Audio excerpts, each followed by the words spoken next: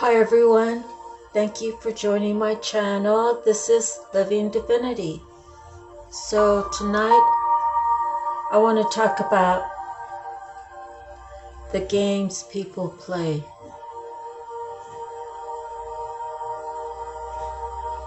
Sometimes you run across, I'll just use some for instances that happen in my life.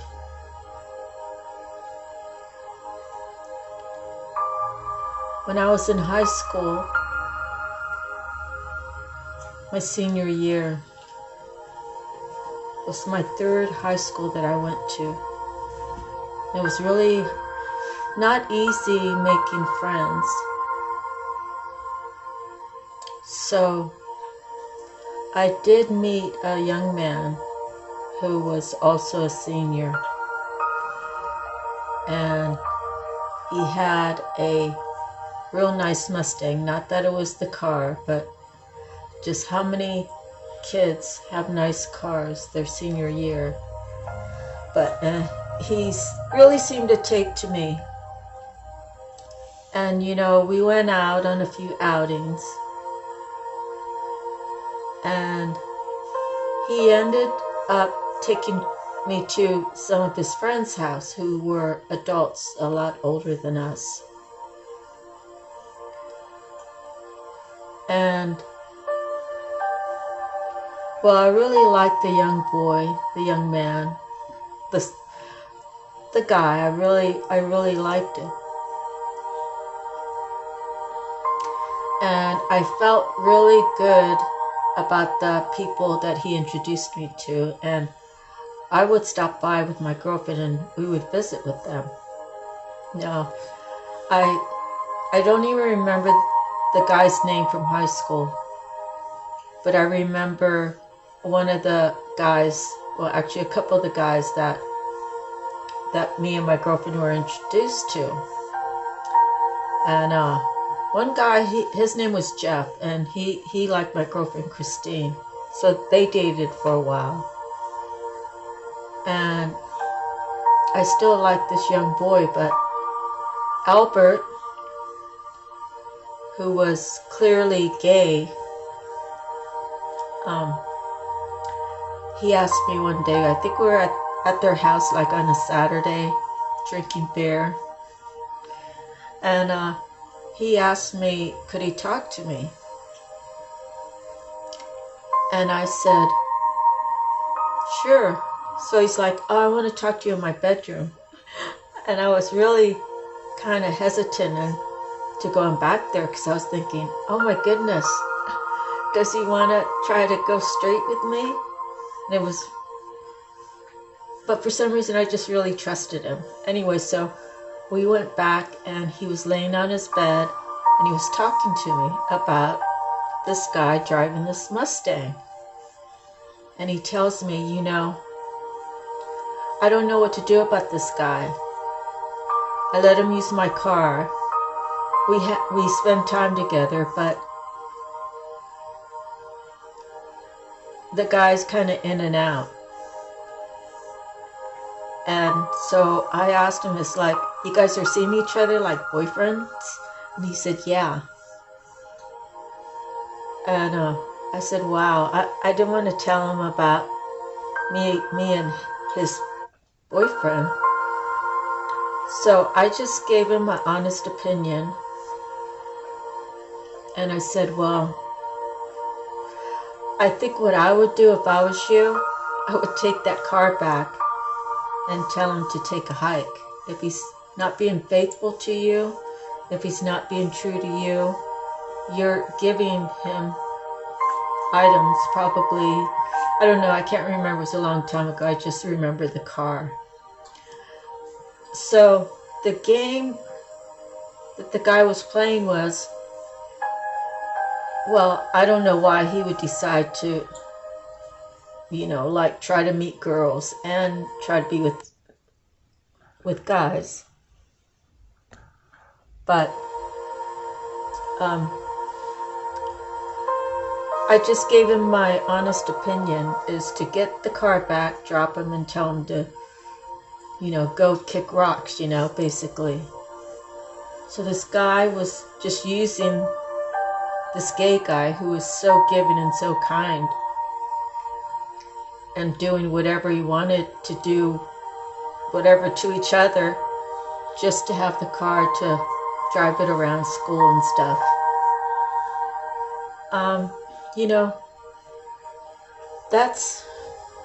That's not a nice game. And you have to remember that those kind of things, when you get caught up, it's very hurtful to the other person. And when you're so giving, it makes you not want to give. It makes you bitter. It makes your heart harden. And it makes you afraid to open up when another relationship could happen. So, if you've watched my previous readings, I've been married twice. My first husband cheated on me, and I tried to pay him back. I told him, paybacks are a motherfucker. And he always pretended with his family that he did nothing and I did everything. So it took me years to finally decide to break away from him. But I lost my daughter in the process. So, when that sort of thing happens, again, it hurts a lot of people. It hurts more than just your significant other. But honestly, he had it coming. I should have just walked away. But I had to let him know how it felt. I had to let him know how embarrassed I was to even say he was my husband. So I do have good news, is my daughter and I have connected, and so it's by the grace of God that our connection will hopefully get the repair it needs. Other instances of playing games is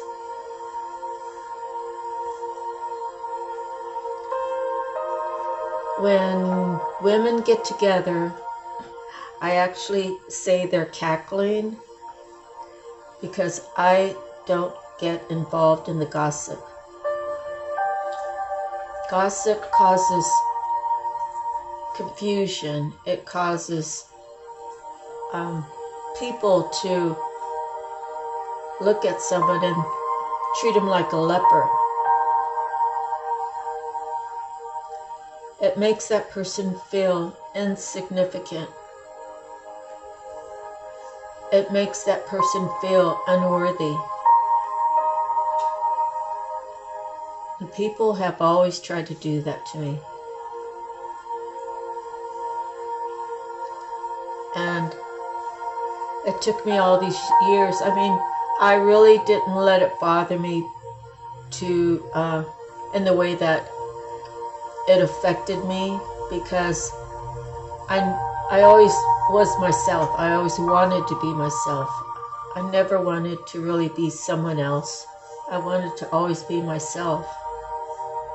And through being reared up, I already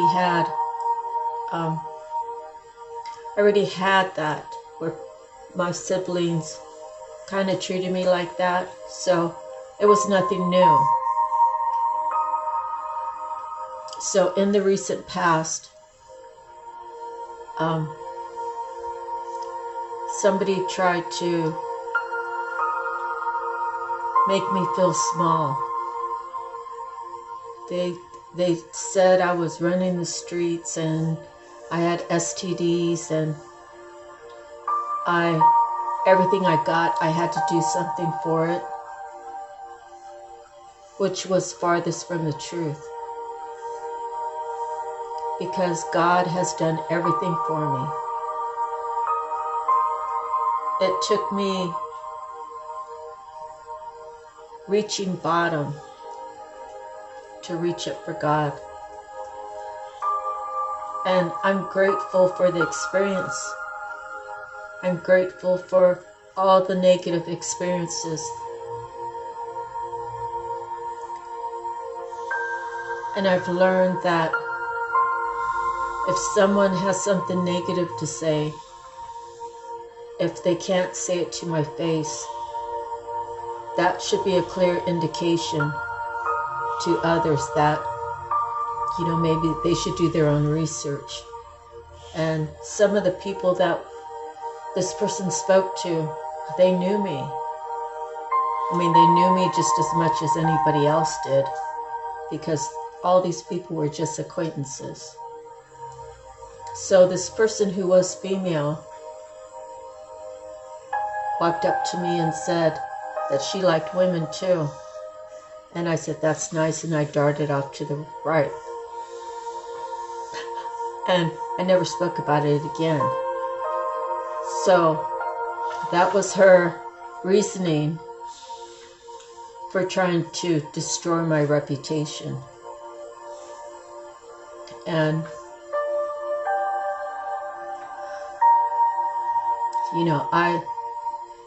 I keep my body sacred. And believe me, there were times in my life where I was experimenting. I wish that I could say I was like my sister Tanya, who was a virgin when she got married.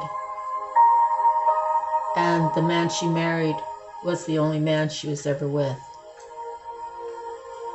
But if I said that, that would be a lie. And I don't want to live with a lie. Grandma used to tell me, when a person lies, they have to tell another lie to cover up that lie, to cover up that lie, to cover up that lie. And she said it's better to tell the truth because your story will never change.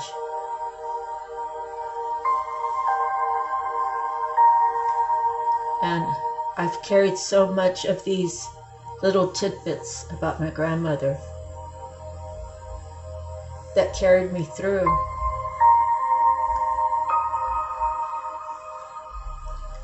So to thank God for having my grandmother as my grandmother is something that I must honor, I must do, I must say, and I must live the best that I can.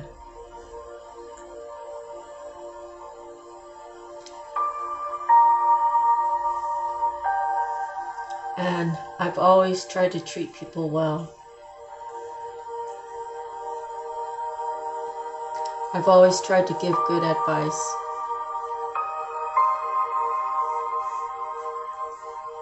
I've always been there to listen.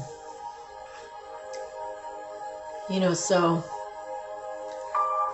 I used to work at Lowe's years ago, so I know how it goes. So one time this driver came up to me. He had transferred to a sales position. And he came up to me, he said, yeah, the store manager called me to his office and he wants me to go back driving. And I told him, I said, well, you don't have to go. You can refuse to go. But if you went, I'd ask him for $5 an hour more if you're so valuable in that position for you to make the changeover. That's an honest thing to say, and it's a decent request.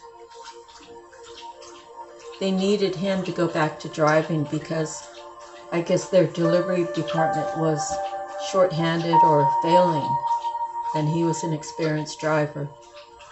So later he came to me and he asked me, or he let me know that they only gave him $1. I said, if that's what makes you happy, if you're good with that, then just go with it. I've tried to be there for people. When I was living in Delaware, I didn't know I was causing trouble, but it ended up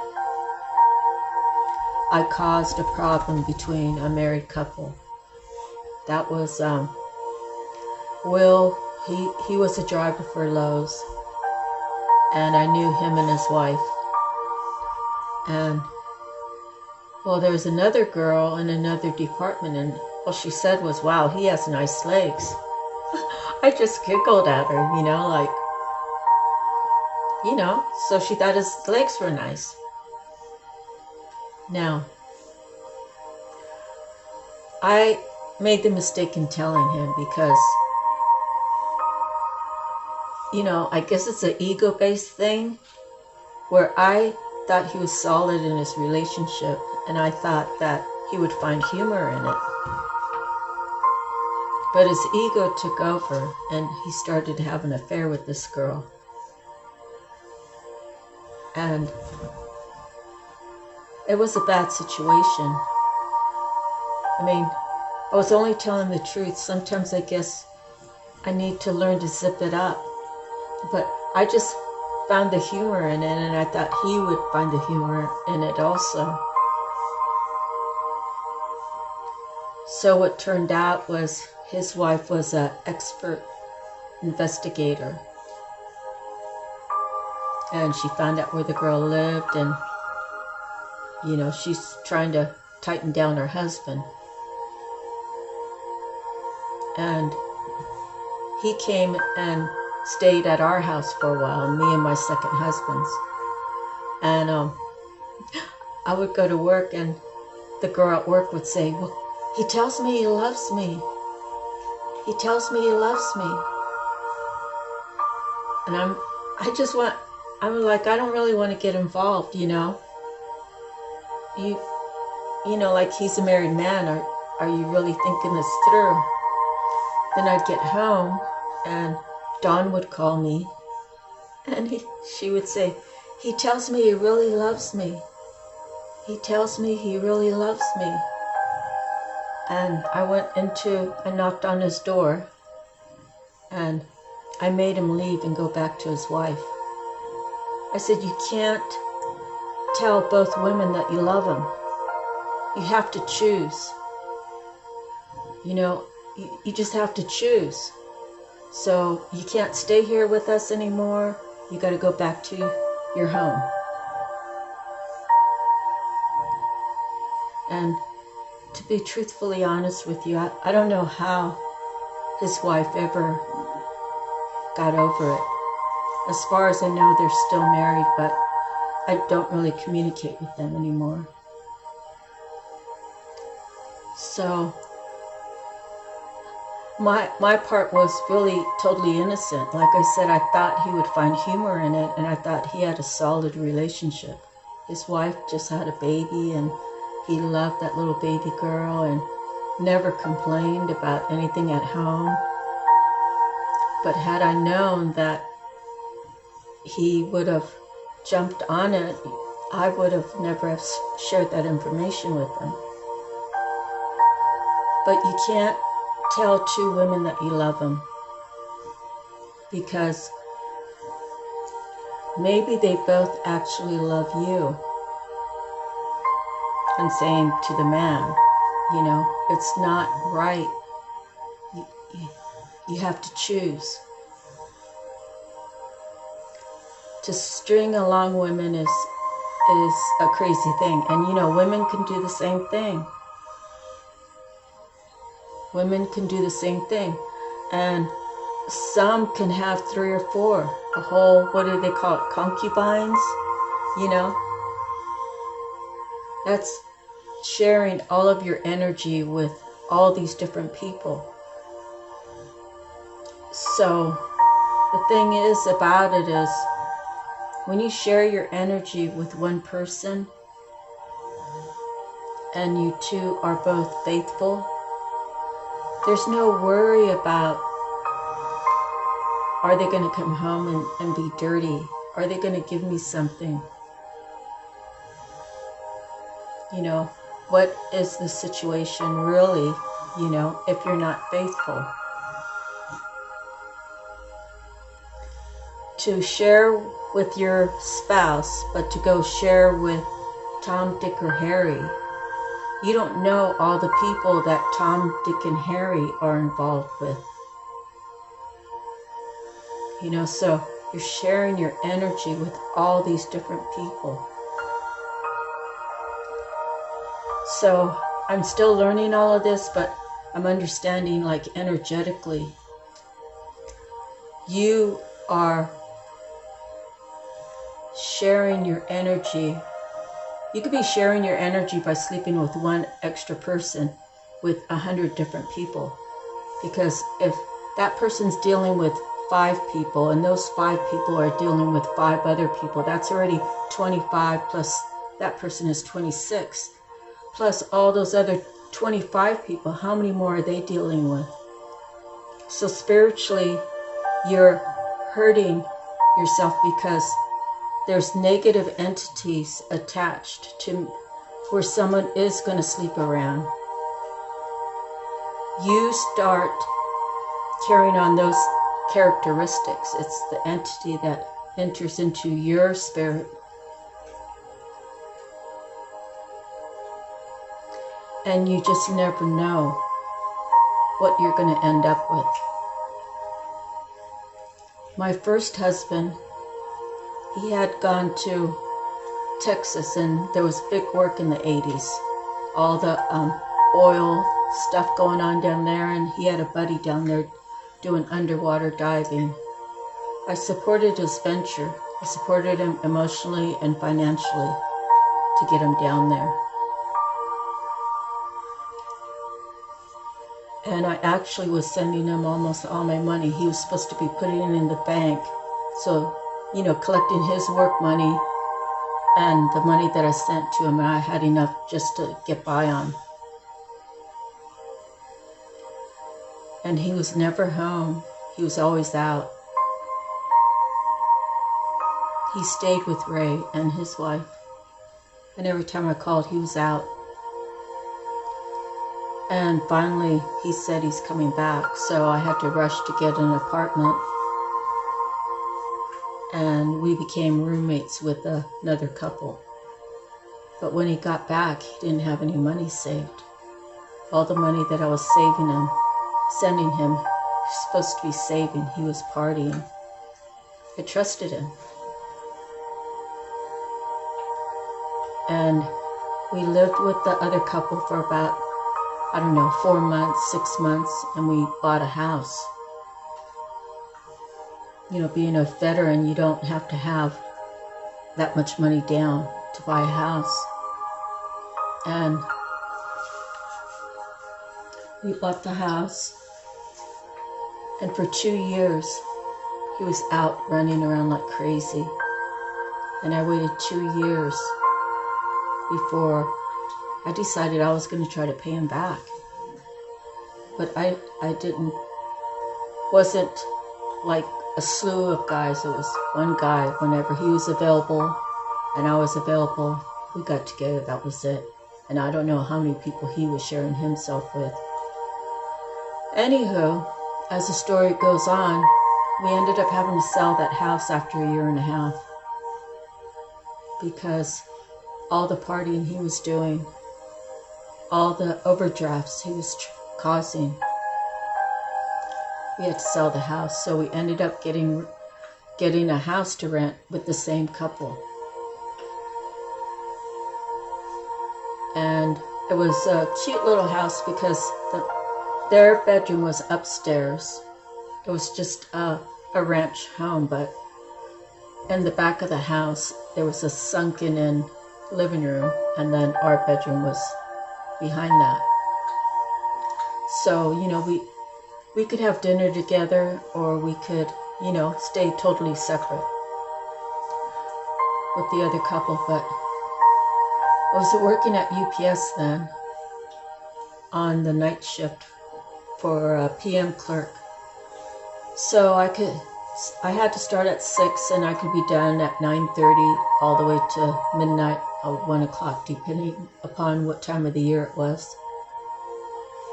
And he kept breaking out. I told him he should go see the doctor. So I get home from work and I crawl in bed and he's talking to me and he's kind of whimpering when he's saying it, but he had, what is it? He had herpes. So as long as we did not join while he was broke out, I was safe. But we had been married over 2 years. That's proof that he was cheating. So years down the road, when we were trying to have a baby, I had to go through all these procedures.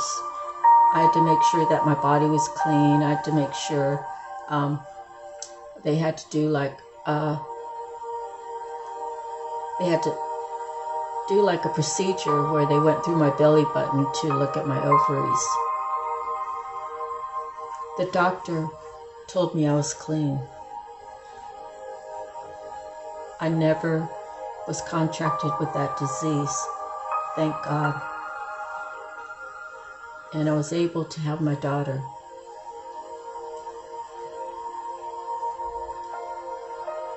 The reason why I'm saying this is playing games causes a lot of people misery.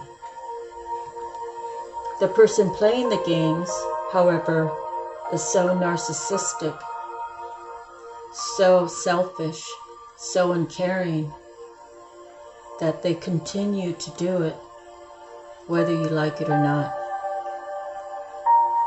They'll tell you you're crazy. They'll tell you it didn't happen that way. They'll tell you you don't know what you're talking about. Or they just clam up and don't even look at you. A partnership,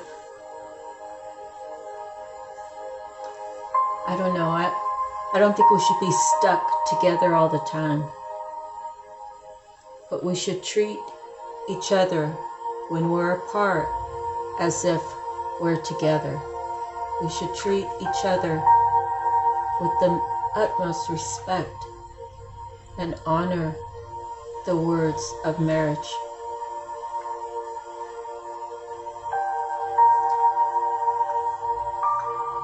Life is already difficult. Life is already comes with its own problems just day by day. You know, you can be on your way to work and you get a flat tire or have a car accident. Or you could be late to work because your alarm clock didn't go off. You can get to work and you're expecting to be working with 5 people. It's a 5-person job, but only it's you and 1 or 2 other people, which makes those 2 or 3 people have to work twice as hard. So to play games with people's hearts, you know, there comes a time when things turn around.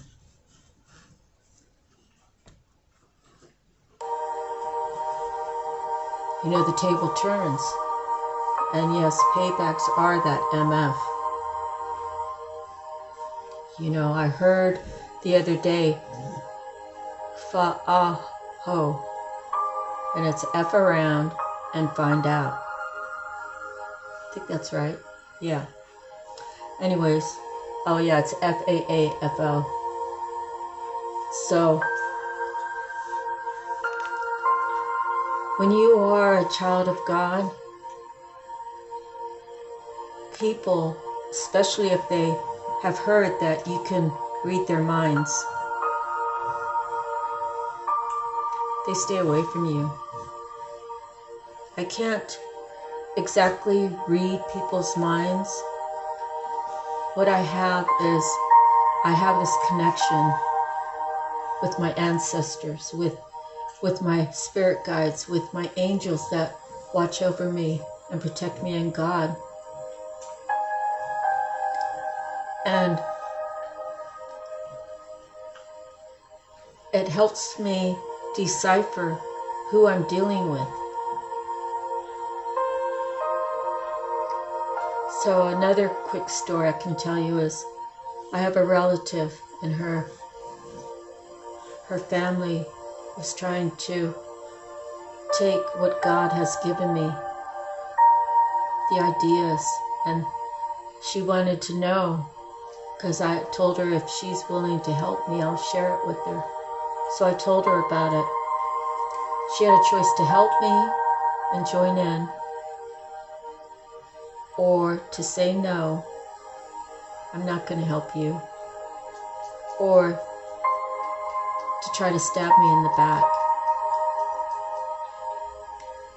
And I used to go over there quite often, just randomly, and I went there, and well, there was 5 generations, and the 5th generation was just a baby, but everybody else was adults. And I walked in there, I was like, hi, how's everybody? And they were just like, oh, you know, everything's normal, blah, blah, blah. I could tell in the tone of their voice when they're talking to me. And I looked over at her granddaughter. Her granddaughter usually would greet me and smile.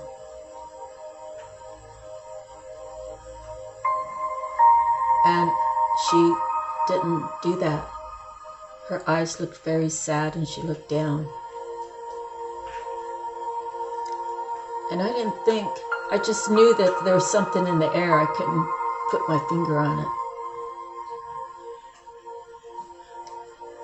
And I woke up in the middle of the night, and all I did was click on Facebook. It went right to my cousin's daughter, and they were having a display of exactly, well, parts of what I had spoke to her about. So I went to my cousin. I said, you could have done 3 things. You could have helped me, you could have said no, or you could have stabbed me in the back. And there you go, trying to stab me in my back. Like, what kind of cousin are you? So a few days later, I heard that somebody called somebody. Well, how was it? I heard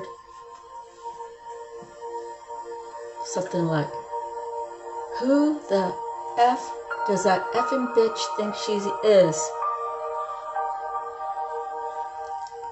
Now, when I heard that, I didn't know who it was, but I texted her daughter, and I said, did you say, who the F does that effing bitch think she is? And if you wanted to say it, why wouldn't you say it to my face? I didn't see her around for like 8 months. She doesn't come around here anymore. That's a dead given that, yeah, it was her. And yes, she said those words and I shocked her. So sometimes I get these things that pop in my mind. I'm not asking it to pop in my mind. It just does. And I also, on a Saturday, it was basketball, and I was living in Hawaii, and my spouse at the time and I were in this local bar watching basketball and drinking beer. And out of nowhere, I told him, I said, I'm going to go out and call my brother, my oldest brother. He's like, why? I said, I don't know. I think someone's dying. I just feel like someone in my family's dying, and he would know anything because they always call him first. So I call him up, and I thought it was my brother Randy because, well, God bless his soul, he's gone now. He's crossed over. But he was the most ill at the time that I knew of. So I called my oldest brother. I said, have you heard from Randy? He's like, no. I said, I don't know what's wrong with me. I was in the bar. I was drinking beer. They're watching basketball. And I just felt like someone was dying. And he's like, I haven't heard anything from anybody. So, no news is good news. So I went back in and I told my spouse, no, he said, everybody's okay, that he knows that I shouldn't worry. The next day I get a call from my sister, and she said, it's about my oldest sister. She said her husband rushed her to the hospital about 6 o'clock last night, and she had to have emergency surgery, and the problem was her intestines had a little crack in it, and all of it was spilling into her body, that she could have died. I was like, oh my. So people know those things about me. And if all the people knew those things about me, they would really think twice about saying those things. Now, when I make that statement, it doesn't mean that I'm going to do anything about it. I'm just going to be aware of who's saying what. And I know I got to keep my distance from them. And I know that I can't trust them. God put me in this place to talk about things that I've gone through. Because others have certain like ESP things that they're probably confused about if they've never tried to research it or talk about it. And it is alarming to talk to someone who has no clue about it, because the first thing they're going to say is, you're crazy, you're making it up. I'm energetically connected with a lot of people. My brother, when I was in Hawaii, he knew when I didn't have any money. And he would call me. I never called and asked him for anything. At that time, when I was living in Hawaii, I never asked him for anything. He just knew. My sister, who's still alive, she's not the oldest, but the next one that's still alive. Her and I are energy connected. I can feel when she's mad at me. And my oldest and her are very close, and it's like I could feel when they're talking about me. I can almost hear what they say. Why do things come easy to her? Why are things so hard for me?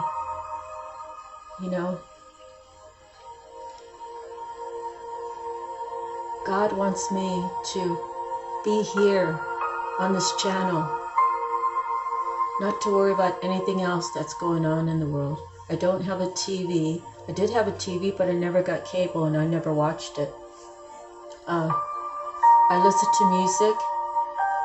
If I think, I need to check the news for something, I'll go online and I'll just take a little peek, but I don't live around that. My life revolves around spirituality. Because God protects me.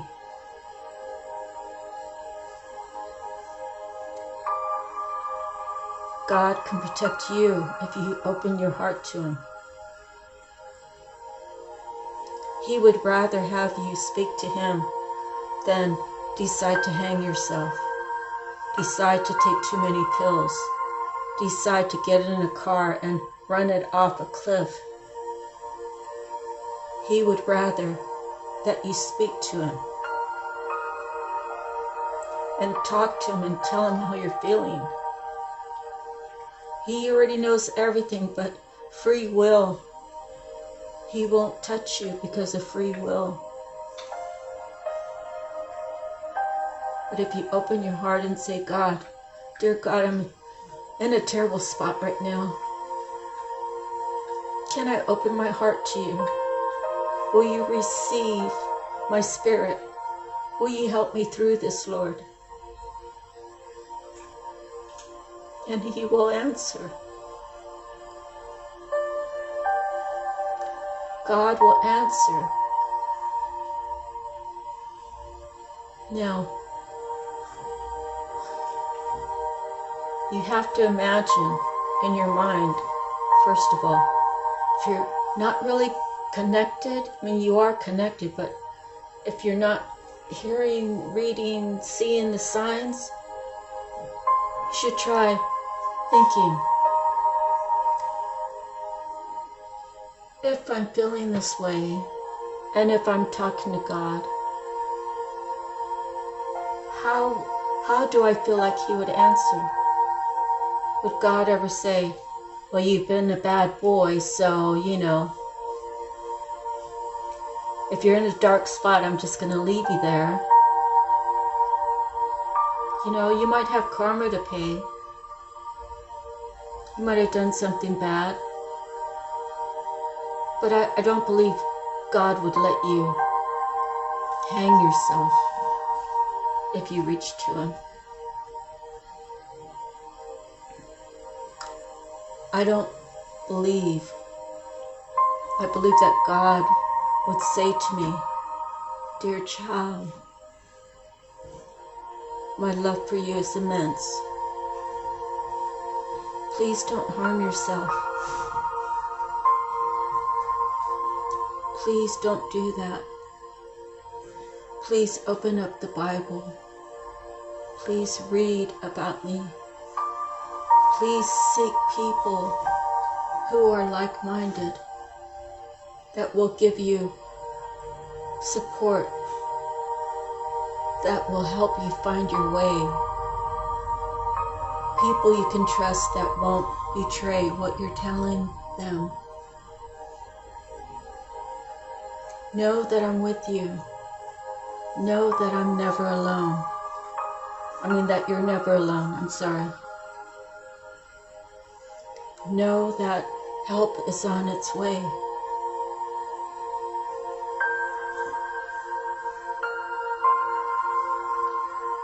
I've seen a lot of tragedy in my life. I can't say it's more so than anyone else.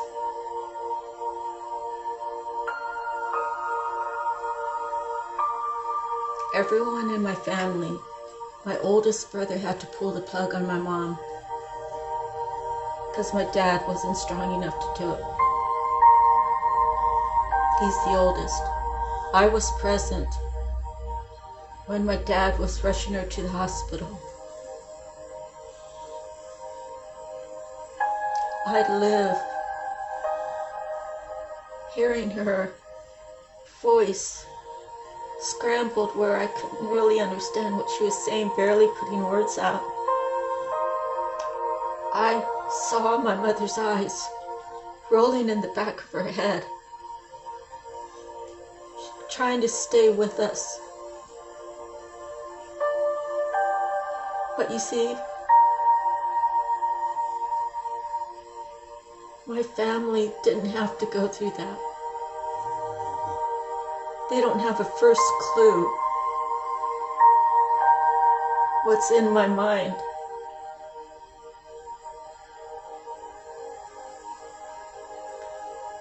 For them to discard me and take away my stability and think it's okay. And my sister Tanya's kids, it's the same thing. It's the same thing. They're still traumatized over it.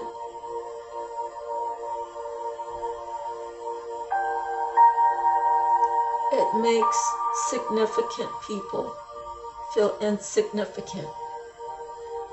And everybody should feel like they have a place. Everyone should feel like they're family. I'm 61 now, and I realize my family, my true family that loves me, is my spiritual family. The spiritual family that are alive, that really care about me, that don't talk behind my back, that don't try to demean me, when all I have done is show kindness. I'm not perfect. I am not a perfect being. But I've spent my life, when I go around my family, to be lovable, to be kind. Because Grandma used to say, you be kind to those people that are people in our family, because you never know when God's going to call you. So I had a situation where my brother Randy and my brother Mike, it was a tough time for them, and they were mixed up in stuff. They were doing drugs and things they shouldn't be doing. And they stayed with the youngest brother. And it caused a lot of problems in his family. There weren't really any ground rules set down, and there weren't any ground rules from my brothers who were moving in. Hey, don't worry about this. We'll do this. We'll do that. We'll stay within this parameter. We won't cause any family problems. We'll do what we need to do while we stay here. Because that was their little brother. So that in itself was wrong. But my brother Kenny, he had to kick him out because his family, he had to look after his family, which is totally understandable.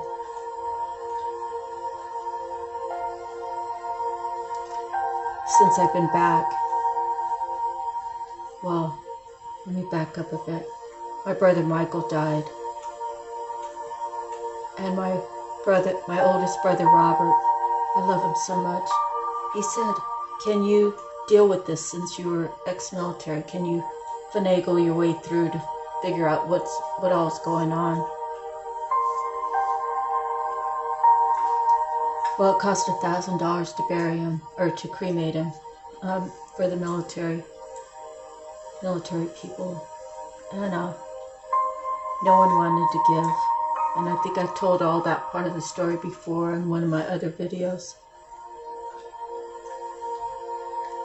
But when I got back, or when I had to call everybody to tell them that Mike passed away, no one even cared. My brother was a lost soul because of his actions. He burned so many bridges because he thought everybody should take care of him. And, I wasn't around. I was on the East Coast, so I could only go by what people have said. In any event, we were able to get him taken care of. And when I moved back here, or actually, on some of my conversations to my brother Kenny, I said, he's a Christian. That's what he claims. He's a Christian. And I called him up one day, and I told him that, you really need to reach out to Randy. He's been sick and stuff. I'm sure he'd love to talk to you. And the one thing that Randy had told me was, Randy was big guy and he could handle his own, but the one thing, he was really a big teddy bear, and he got hurt by my dad real bad. But I think he always tried to love everybody, and sometimes he didn't say things exactly correct. Sometimes he was like a kind of goofy, not goofy like dumb, but just jovial. And he told me, my brother Randy told me, he was almost crying when he said it. He said, Kenny said he was going to kill me. He said he was going to kill me. So moving back here, I have to really talk about everything that happened in my first year here because I was still bounced around, but we'll save that for another day. But I found out that my brother Mike was walking, and it was cold at night. I probably don't have the story exactly right, but my brother Kenny saw him, and it was in front of Kenny's mother-in-law's house, and he beat his older brother. He beat him so bad his head was bleeding. And those are things that I don't even know if the family knew. I only knew it because I was in communication with his ex-wife and his ex-mother-in-law. And the mother-in-law told me the story.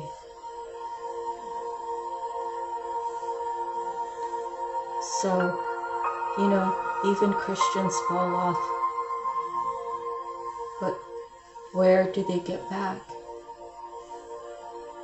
Where do they start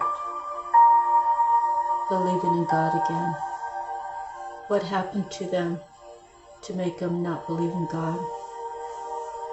Sometimes people use God as a shield to protect them from the world.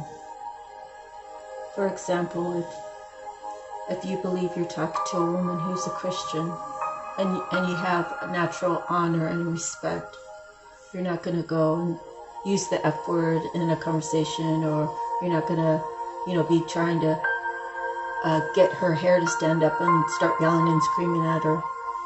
There's going to be a certain consequence when you attack the child of God. I love my brother Kenny. We don't talk, and I've accepted that. He has to live with it. The last words. I have kind of talked to him here and there. My oldest sister had like these little house parties for like Sunday dinner and that sort of thing. But we don't spend any time together.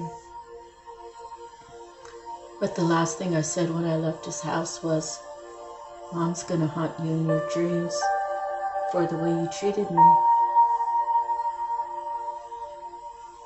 So whether my mother does or not, those words are always gonna be on his mind.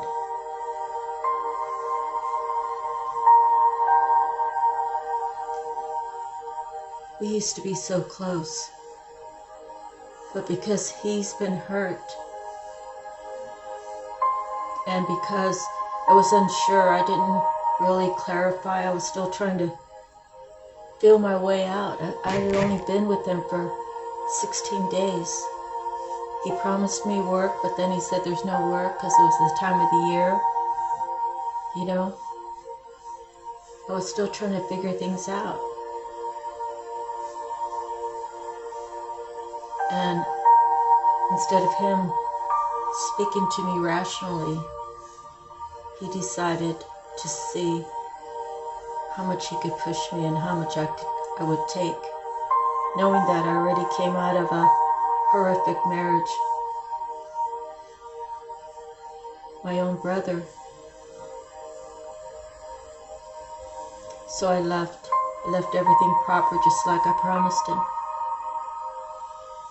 I took nothing that I wasn't supposed to take.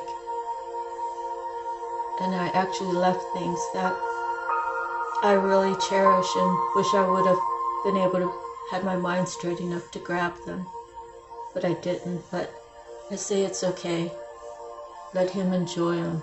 Let those items be a memory of some sort, maybe some good memories that, oh, my sister Marcia left this and I think it's really pretty and I'm going to use it. And Grandma just said always love. So, no matter what, I love my family. But I know that they say bad things about me. I know that they don't really want me to be happy. They can't understand why I'm happy and I'm all alone. I posted something on Facebook. Thank you, my girlfriend. She gave me so much. She gave me cooking things. You know, she gave me coffee mugs. She gave me rugs for all the floors that I have in the house that's not carpeted. She gave me blankets. She's given me clothes. I tell her that thank you for all the blessings. Thank you for blessing me with things I couldn't live without. And I posted that on purpose because I have a whole slew of family here. My cousin Dennis gave me 2 lamps when I first got here, and I was living with Kenny then. And I spray painted them, brought them back to life. And those are like 2 items I didn't take, but it's okay. But our family's not supposed to be like that. Our family, you know, in my married lives, I say lives because I was married twice, but I loved helping people. Once this couple needed to paint their house, they were selling it or something. And me and my spouse at the time, we went. So each one of us had 1 wall to do on the exterior because it was the small 2-bedroom little cottage. And we got it done in 1 day. Rollers and paintbrushes. I never expected anything in return. I don't even remember their names. But we were there to help. It's just the whole gratitude thing, you know, to see the people light up and, oh, you'll help us, you know, and then it's like a little gathering, you know. We're all pitching in time together to get this work done that's apparently had been needed to get done for whatever reason. That's how I was raised. My grandparents were so giving. My grandfather worked hard. There was a whole small town lot that belonged to someone else. He reached out to the owner and said, since you don't have a house here, can I grow things? Can I grow corn and stuff? He couldn't wait till it was done. Grandpa always was out there pulling all the weeds out and watering it and seeing that, you know, it multiplied and it was fruitful. That's my heritage. That's my family traditions. Those are the things that my grandparents passed on by doing. They didn't expect all their children to be separate, and I don't really know the dynamics. I know there's 5 girls and 1 boy, and I know I used to spend a lot of time with my uncle, which was great. But, you know, that generation's long gone. In our family anyways. We do have the family reunions, and my mom's oldest sister, her kids pitch in the most. Because I tried to give them $50 once. And they know, you know, that all my money counts for me to live. And they pushed it back. I said, no. I said, I want to give it. And they were like, oh, we already bought everything. I said, use it for the next one. Use it for what if something else comes up. Use it for whatever you want. I have to give something. Even if it's just me I'm feeding. And that's how our family's supposed to be. We're all supposed to pitch in for the family reunion. It's not supposed to be a selfish thing. It's not supposed to be, I control everything, and whatever the reasons why other family members don't show up. We're supposed to lay down our swords and come together. You know? And people might say, well, why is it that you stay alone? Have you laid your swords down? I have to love from a distance because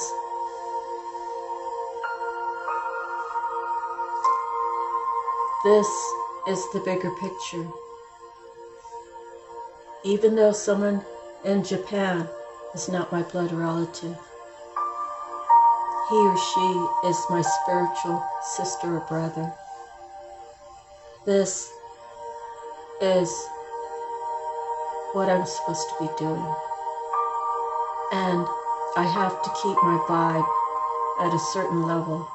I have to focus. You hear readers talk about how much energy it takes to do a reading. It's true. And when you're studying it and trying to take notes and trying to get your cards out and trying to figure out how to read the cards without the book and try to really use your intuition, it takes a lot of energy. This is the big picture.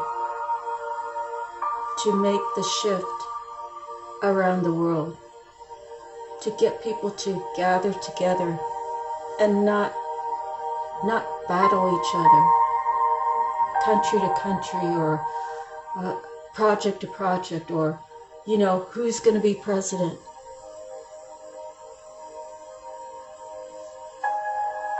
All of that is hogwash. My parents used to say, we're choosing the best out of the two evils. Because it's the evil are the ones that control the world with the greed and the you know, the I'm going to give you this if you give me this. Our legislative are not, in my opinion, they should live a life just like regular people. Of course, I guess if they need security or whatnot, whatever that entails, they should not be having these big parties that cost hundreds of thousands of dollars. They should be not using our tax money however they feel like. They should not be conducting dirty deeds. You always hear about all these things happening, you know, like the gun war during Nicaragua. I can't say it right, with President Reagan, or the White House thing with I can't remember their names. I just see his face, Nixon. You know, it's all hogwash. It's all trying to get all the people to go to work to pay the taxes so they can have a good life.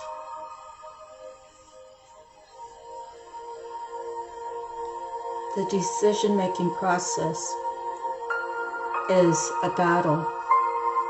It's a battle between Democrat and Republican. But I don't know why I got off on this tangent, but the people in power want to keep everybody fighting each other.